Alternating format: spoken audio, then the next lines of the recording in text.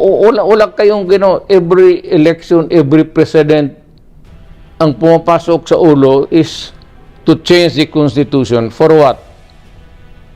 Alam mo kung bakit? Gusto lang to open as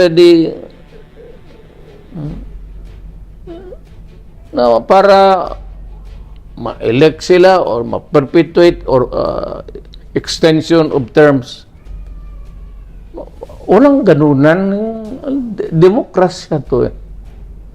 The Philippines is a democratic state.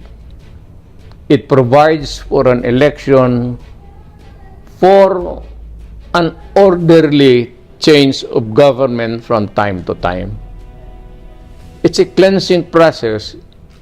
If the people cannot stomach your idiotic or maybe mediocre performance, hindi maghanap ang tao na bright at saka marunong.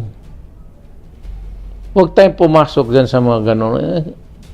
Wala na kayong maisip every term of a new president. Nandiyan papasok talaga yung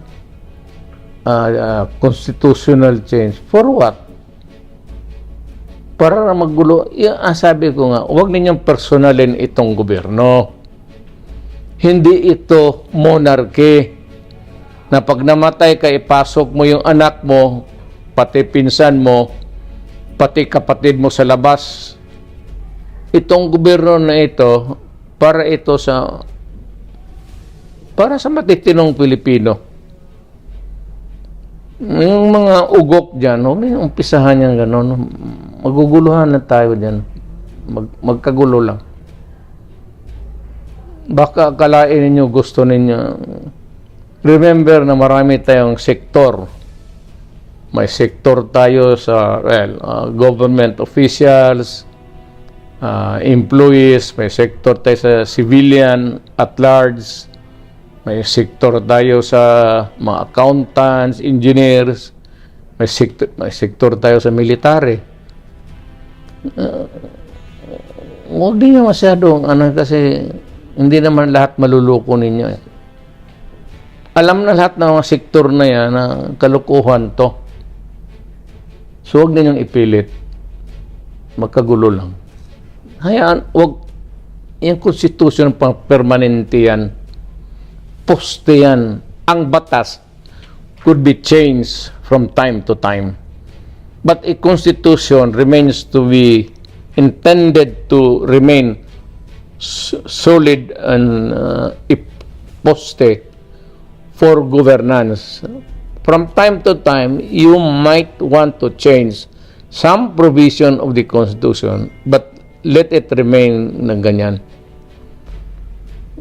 Yung some provisions, palitan natin. Pero yung Constitution mismo, maganda ito. Nothing is absolutely wrong with the Constitution right now. Now, maghanap kayo ng wrong, manggaling sa inyo yan. Magkagulo lang ang bayan. Hindi katanggap-tanggap. Alam ninyo, hindi lang ako. Ako retired na, wala na ako. Ano na ako. Piece of paper na lang ako.